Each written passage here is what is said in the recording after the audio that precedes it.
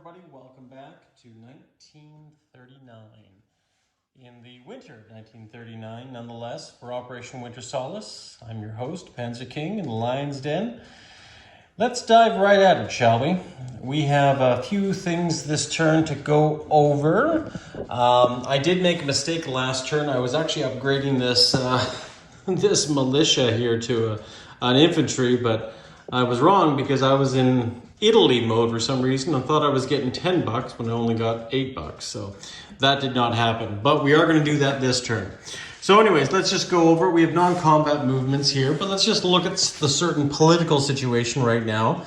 And it's not good for the Soviets, but it is fairly good actually for the Axis and the Commonwealth. The French and the Nazis both have had 2 influence roles, and the Italians and the British have had 1 on Turkey. And whoever gets the next one, Turkey will all fall under their banner. And the Russians aren't just going to spend any more money at this. The odds of them winning at this point are very, very slim. So we've decided to do something different. We're going to do something that both the KMT and the CCP feel it is important for the survival of China, because the Japanese, well, actually, let's just look at this right now. Let's look at the political situation, guys. And we're going to zoom in here. The Axis powers, and I'm talking about Spain right now, have already won the Spanish Civil War, so that's 2 victory points. The Germans are just doing a wonderful build-up here all across the Western Front.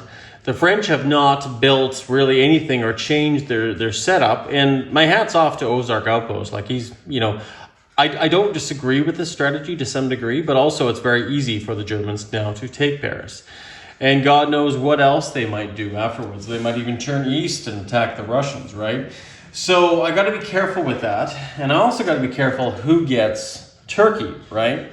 Turkey, if it falls under the Allied banner, it's probably better for me than the Axis. But we don't know. I mean, it's very likely that this turn it could be decided, especially if Italy rolls for it. But over here, Japan, the mighty Japanese Empire, I can't even remember the last time it's lost any casualties. And if you look all along the western Chinese coast here, last turn they didn't get a single casualty, and they're just marching through every territory. Now the only territory that's left under the KMT is Yunnan, and the other 4 territories here in eastern China owned by the CCP. So it's very precarious times for us, and we don't know what they're going to do. So consequently, I think it is prudent that the Russians send some lend-lease to the KMT, and that. I apologize for the paint sculpt. I haven't painted that one yet, but basically, it's going to leave Vladivostok down here and probably end up down there, just off of Burma there, so because that's the closest route to actually getting to that zone. And if the Japanese want to declare war on me to stop one AA gun, they're more than welcome to. But we'll see what happens with that. The Soviets are also going to upgrade that militia over here in the Far East in Amur, as I had talked about. And we're also going to build a militia because, unlike, certain nations, and I'm the only one, where my capital is literally undefended. Washington, D.C. might be undefended, but it's time to start building some stuff up, even in the home. I'm conscious of what could happen here on the Eastern Front, but I definitely don't want Moscow to fall easily. So it's time to start putting some money in there. CCP, we have our recruitment roll, 4 or less. We're going to build a rail, and we're going to do that rail right here from Eastern Kazakhstan, Kazakhstan, Turkestan, into Sinking here. Now, the way I'm looking at it, there's already a rail here. We're going into a non-mountainous territory, so it should be $2. And that's going to be built by the Chinese. Now, the next time we build a rail, this is a mountain territory, so that's going to be $4. So hopefully my math is correct, and or my interpretation of the rules. And if not, you guys can always tell me otherwise, and we might have to bank that $2. But that's the way I see it. And then, of course, we're going to lay down 1 militia and 1 infantry. We do have a few non-combat movements down here. And ultimately, it doesn't really matter, but I guess obviously we should probably address that later, because technically we're supposed to roll our tech rolls right now. So our tech rolls are already down there, and let's just go over what we're going to go for. Now Russia, all in all, has been doing, I think, pretty good. We have 4 techs: advanced artillery, heavy armor, long-range aircraft, and strategic rockets, all in that second position. And next turn, we're going to be able to advance into that next sector. But right now, this turn, since we have 4, we're going to go 1, 2, and 3, 4. We're going to see if we can move on advanced mechanized jet fighters, wartime economy, and improved construction. So we'll go down here, and we are ready to roll. As you can see, everything's color-coded. Green, yellow, and of course the numbers that we need or higher for our tech rolls. And I have a strong suspicion I'm going to get none this turn. Oh, I got 1. And that is jet fighters. So jet fighters has moved to the second position. Maybe it was negative thoughts, who knows. So anyways, let's go over here and move jet fighters up to the first position. And so be it. It is what it is. So anyways, now we'll go back to everything that we have to do. Obviously, there's nothing to do in Spain anymore. So really now Russia can focus on the home front and also focus on the CCP. So we're going to do a few non-combat movements. We're going to move this infantry here and this infantry here as well in Western Russia into Leningrad. And Leningrad is under Vatutin and the Second Army. So that's a militia now and 2 infantry. So that is complete as a non-combat movement. I'm just going to zoom in a little bit closer and just help you guys out. Since we're up here, we have a rail movement. Konyev's First Army, which is right here, and it's pretty pathetic, it's only got 1 infantry division, is going to be moving out east. And we are going to follow the railroad line, and we're going to go to Amur, and that's where, Angara. And that's our rail movement there. We're going to take this fighter here in Orel Kursk. It's going to fly its max 4 spaces, 1, 2, 3, 4, and end in northern Kazakhstan.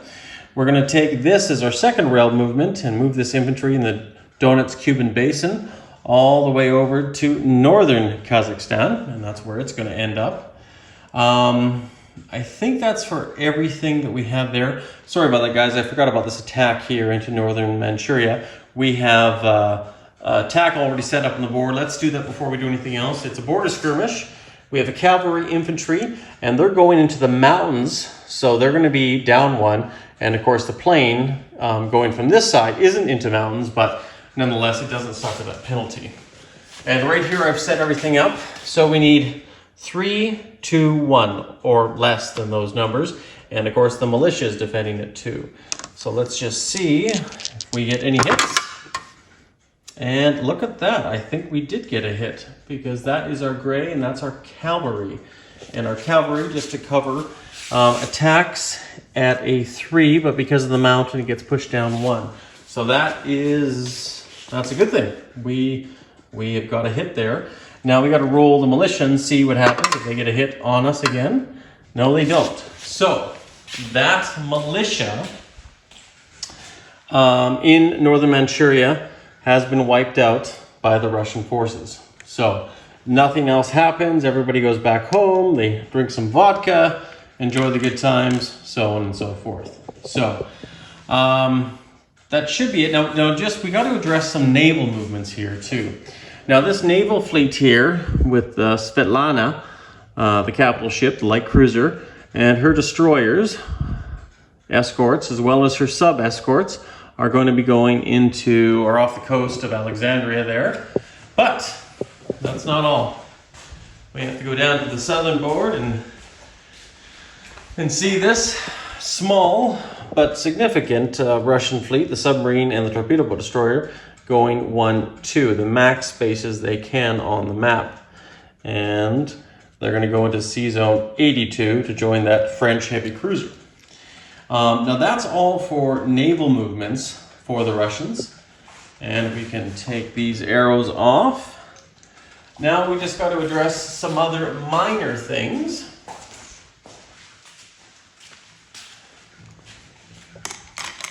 And we're going to upgrade this infantry in a more, or militia I should say, to an infantry. Oh, sorry about that, guys. And they're going to go right here. And then over here we're going to lend-lease this wonderful AA gun down to the Chinese. And boom, now my reckoning they should have 4 anti-aircraft guns. I could be wrong there, but they should. And just to touch on that, if the Japanese want to go in there with their planes, I mean, that's a lot of anti-aircraft fire. And if there's 1 or 2 or 3 hits hit that's devastating to the Japanese at this time. So the CCP and the KMT under their new alliance have realized the common threat now, because Japan has now taken far more than 50, 60, possibly even 70% of China. And the CCP have been left to the impoverished parts as well as the KMT. So we're not happy about that. So we're gonna have to start standing up for ourselves.